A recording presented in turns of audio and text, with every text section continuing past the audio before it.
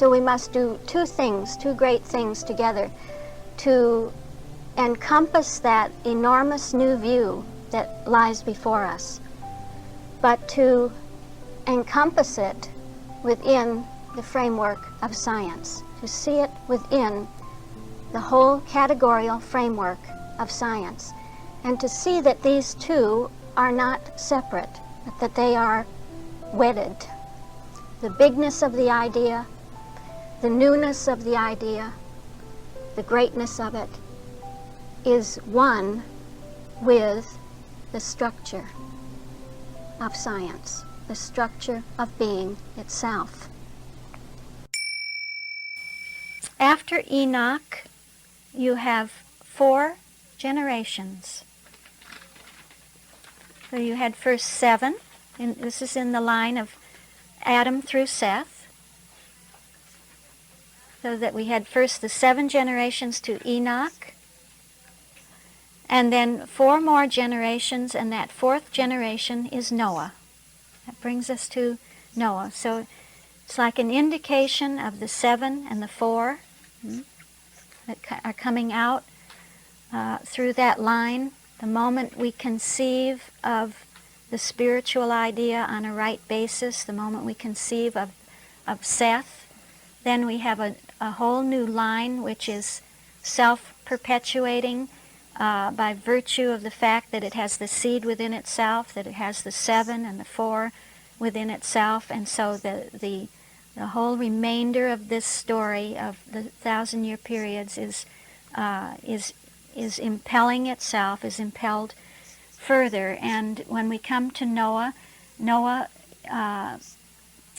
one of the meanings of Noah is rest or comfort. Comfort. And we know that divine science is the comforter, isn't it? Science is the comforter. Everything that we've been talking about this weekend has been in terms of science and what science is, and it's a great, great comfort to us. There isn't anything else that can comfort us like this. So, we come now into that second 1,000-year period, and that story begins really on a negative note, what appears to be a negative, that the sons of God began to marry the daughters of men.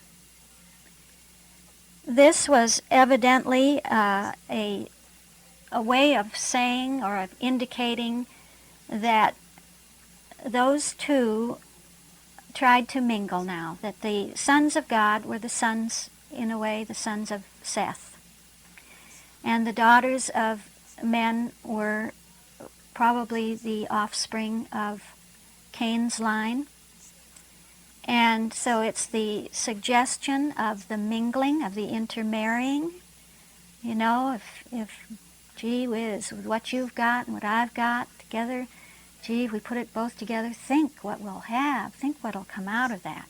And it's the mingling of opposites. It's that compromise again, the question of generation. You see the question of generation, of keeping the generation pure, of keeping the line pure, that line which has been generated by the self-generation of being. And so it's a question, what is your basis of generation? Are you going to mix things up? Are you going to take a little bit of the true pattern, the true scale, and mix that up with something that is base, very base? And when you do mix it, as they did, there was an impure offspring. You hear spirit, don't you? You hear spirit? That intermingling always brings forth impurity. It brings forth a deflection. When you introduce something into those waters that isn't of their nature, you introduce something that causes a deflection instead of a reflection. And out of that comes a multiplication of impurity instead of a multiplication of that which is pure. It says, they took them wives of all which they chose. You hear the opposite of life. We're looking now, first of all, at the tone of life, that impulsion of life, truth and love. Here it's doing what they wanted to do, we know what should be done. We know what we want to do. And by golly, we're going to do it. And it's going to turn out the way we want, which will be great. And it isn't. Because if it isn't the impulsion of life, then it isn't of the quality of truth and love. And so the result was that that they brought forth giants, or we might say some kind of an aberration, a monster type of offspring. So, what was the answer to all this? The answer is what we find in the second day of creation: let there be a firmament. And that answer came in the form of the second 1,000-year period as Noah, as what Noah represented. The solution was being impelled by life, and so the command came from God to Noah: build an ark. Build an ark. That's like saying, let there be a firmament. Can you hear it? Because the ark was going to separate him from the waters, from the flood waters, so that he could ride out those waters. That ark is a symbol of the understanding of spirit. Let's take the glossary definition. Okay. Ark, safety, the idea or reflection of truth, proved to be as immortal as its principle. The understanding of spirit, destroying belief in matter. God and man coexistent and eternal. Science showing that the spiritual realities of all things are created by Him and exist forever. The ark indicates temptation overcome and followed by exaltation, as we'll see through the three tones. And the definition of Noah: a corporeal mortal. He was just an individual like we are. Knowledge of the nothingness of material things and the immortality of all that is spiritual. The first part was his very human, mortal definition. He was a corporeal mortal. The second is his spiritual definition: knowledge of the nothingness of material things and the immortality of all that is spiritual. He stood for spirit, the understanding of spirit. So we have Noah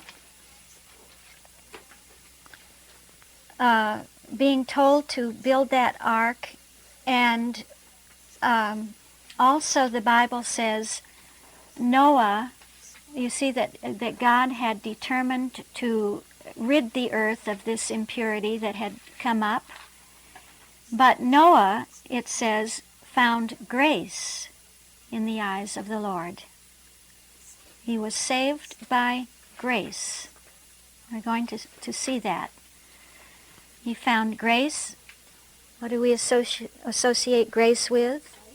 Life. Life as that pouring forth of the grace, that flooding. He was flooded with the grace of life. Otherwise, we associate it with love, as though love were the background of that, love were the source of that impulsion of grace. And it says, Noah was a just man and perfect in his generations. And Noah walked with God. He was in the line of Enoch. He was in the same line of Enoch. He was What? A just man? We have to hear categories. What's that? Truth and perfect love in his generations, life. And he walked with God. He was one. He was we might say he was a scientist, huh? He was one with God, one with his principle. And so what he did by grace and not by works. He was an example of Seth, of the third degree, that line of Seth. And his sense of life, his generations were of the nature of truth and love.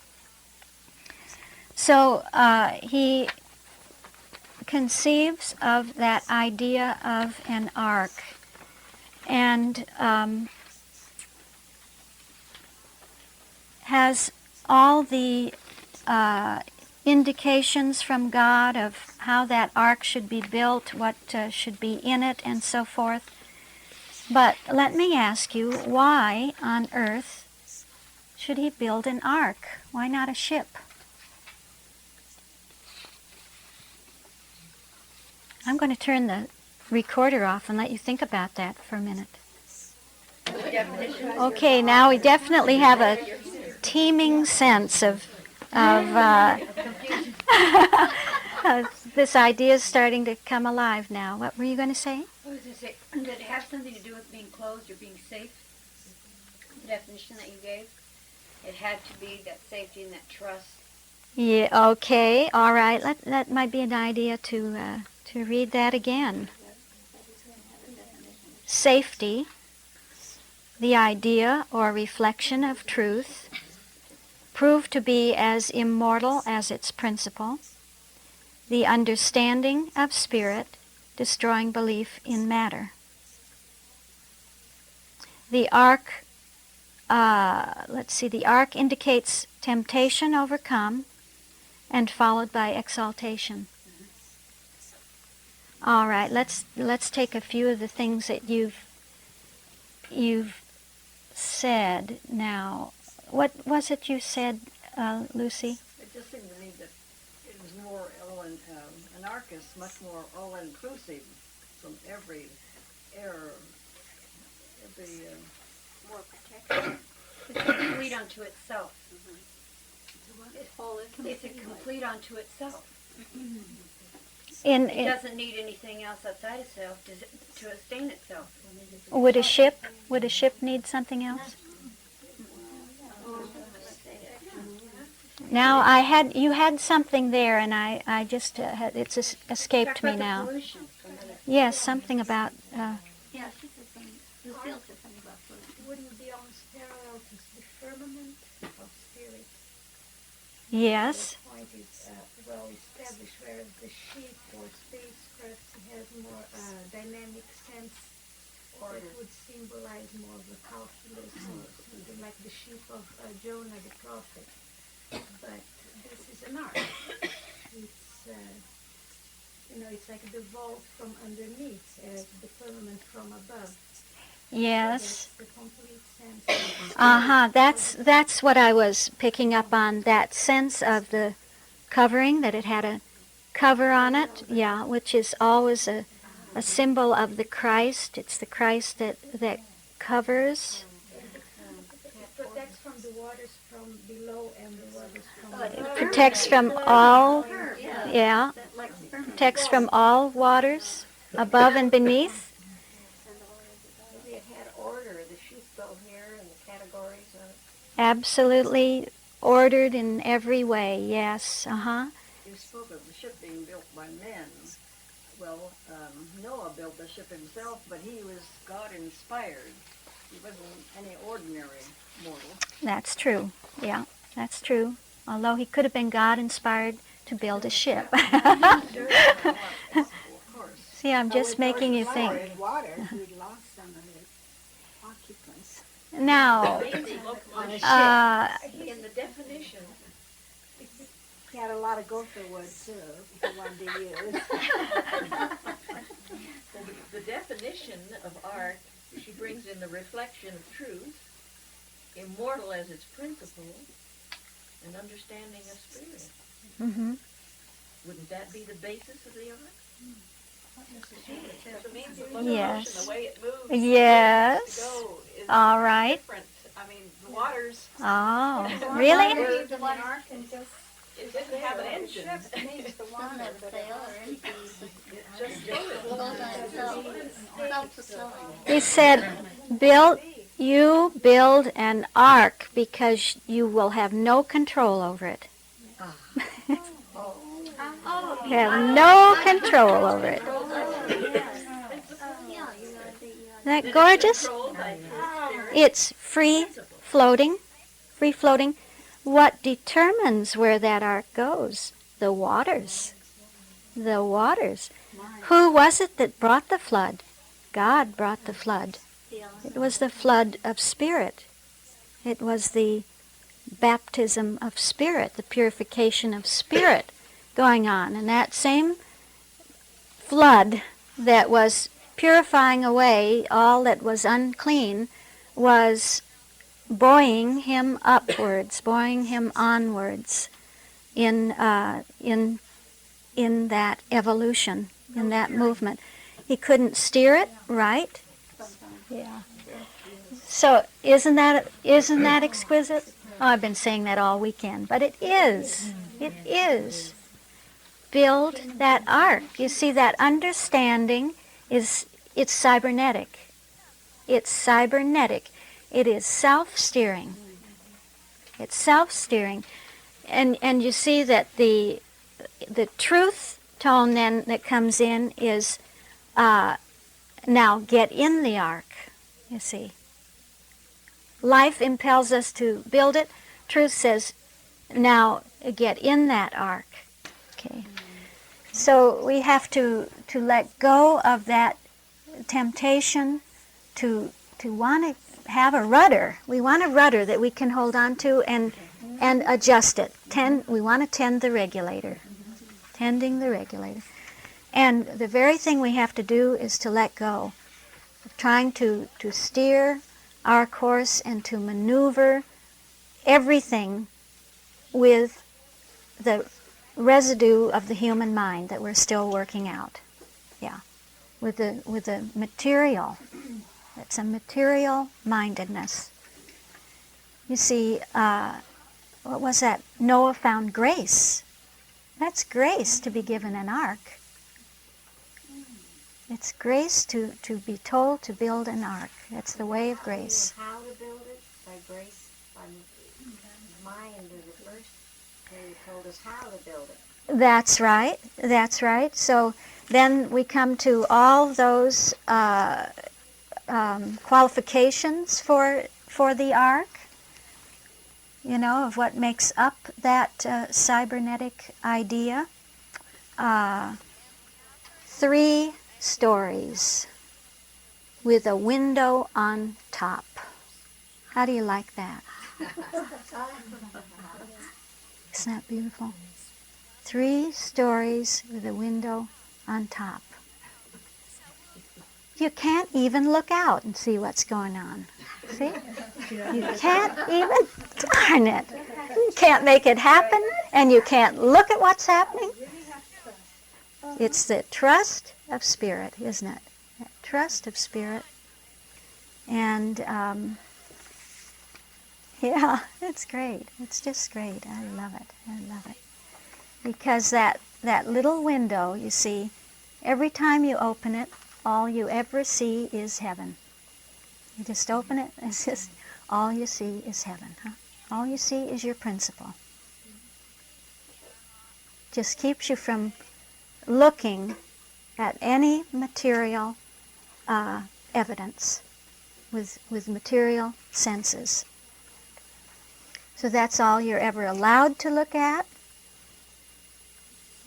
Gosh, no wonder they loved Noah. That's where divine science went out.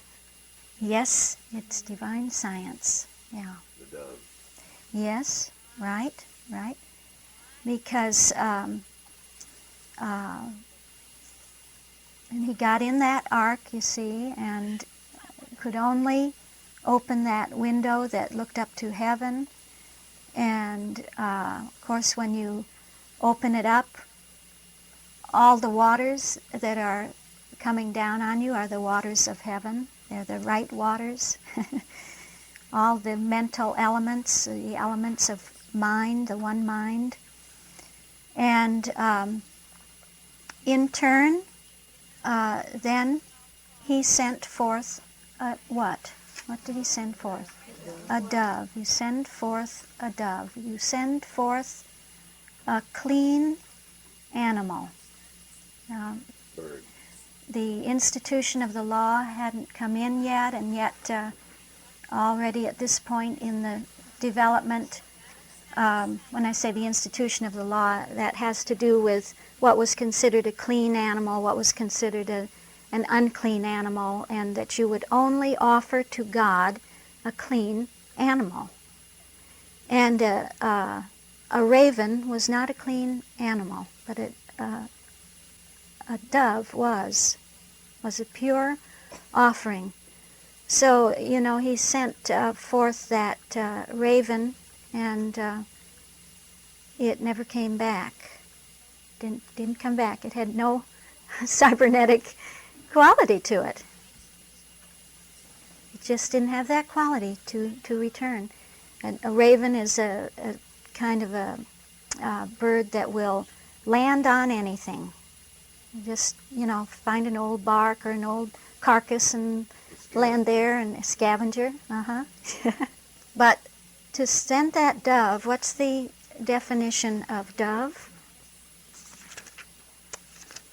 You will be surprised. A symbol of divine science.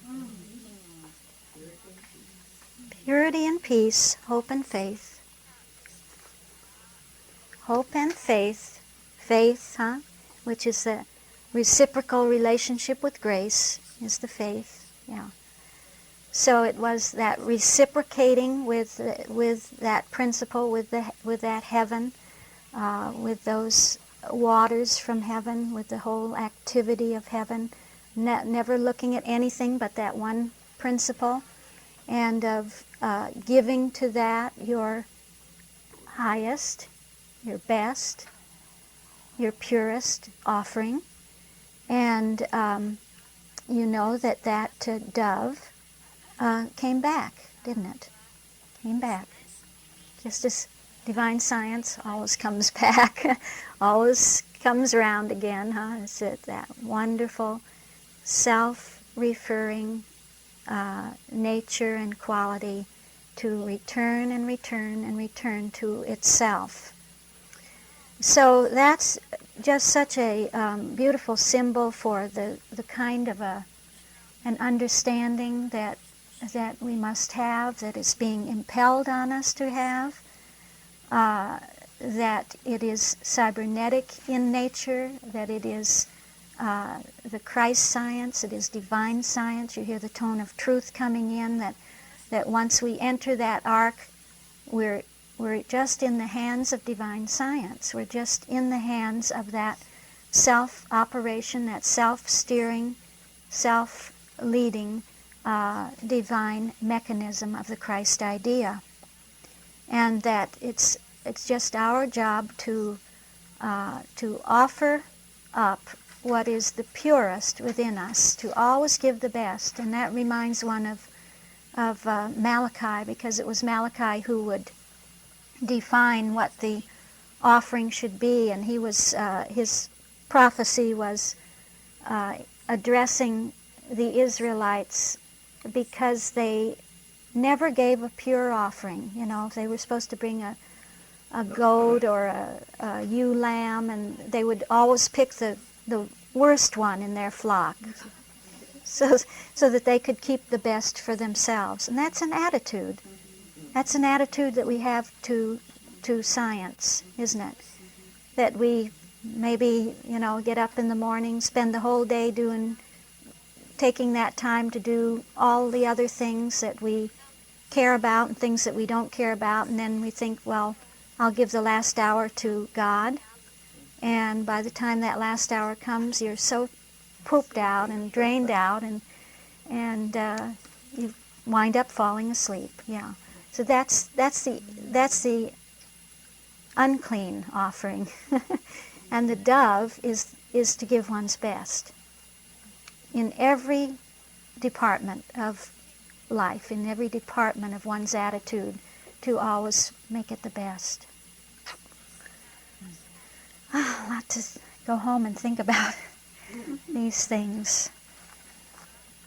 So, and you know that Max Kepler reduced that prophet of Malachi, I think, to a wonderful law, to a law about the godlike within us, that we have to, that God requires a godlike consciousness. That mind requires of us the mind-like consciousness. That spirit requires of us a spirit-like consciousness. That's the divine science within us. The idea of divine science. So the dove returns, it always circles back, and then too you see in that story that he sent the dove out again. How many times did he send the dove out? 3 times. Oh, I'll be darned. 3 times again, huh? 3 times, and then the dove did not return. Huh? So it's, it's like, again, a cybernetic symbol.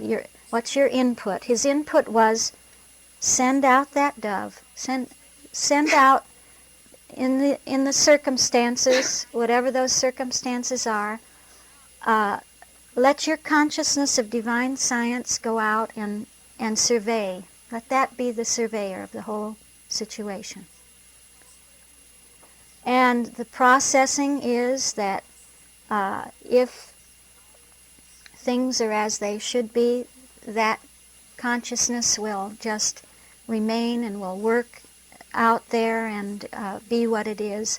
If things are not as they should be, it will return. So it was, if there's dry land, don't come back. If there's no dry land, come back. You hear it's a almost like a computer program, isn't it? If so-and-so return to number 2, if not, loop to so-and-so, continue the loop until until you reach the output that you're looking for, you see. And so the output would either be that the dove would return or wouldn't return. If it returned, then you looped again and sent it out again, you see. And you have the feedback coming in there because it's the evaluation of the information that you're getting. It's the verifying of the information that's coming back as output. And so when that dove doesn't come back, you know that's information too. If it comes back or it doesn't come back, it's information. So that's the only way to gather information, is through divine science. And you know that that science of information has all to do with messages, with a message. And this is how we get a message. That dove has all to do with being the messenger that was bringing that information into the system. Okay, I have a lot of things here that we just won't touch on, but we see that when that dove didn't come back, it was an indication of the dry land.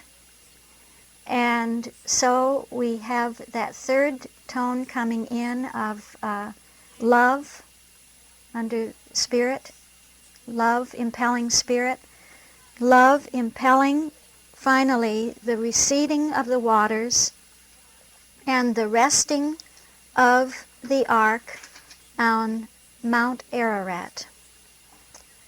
And this is most definitely a sense of love, because it shows us that when we are in that cybernetic flow of consciousness, that will always bring us to higher ground. It will always bring us higher than when we started. And the meaning of Mount Ararat is holy ground or heavenly ground. What did we have as a third tone in that first day of creation? I don't know whether you can remember or whether I even discussed it with you, but it was in the third day, of course, that the firmament was called heaven. The firmament was called heaven. And here we have that Mount Ararat standing for holy ground or heavenly ground, the same point of intersection in the structure, bringing out the same quality or the same nature, but adapting it to the situation. Apparently, this Mount Ararat was one of the highest and is one of the highest mountains in that range in northern Iraq, just near the border of Turkey.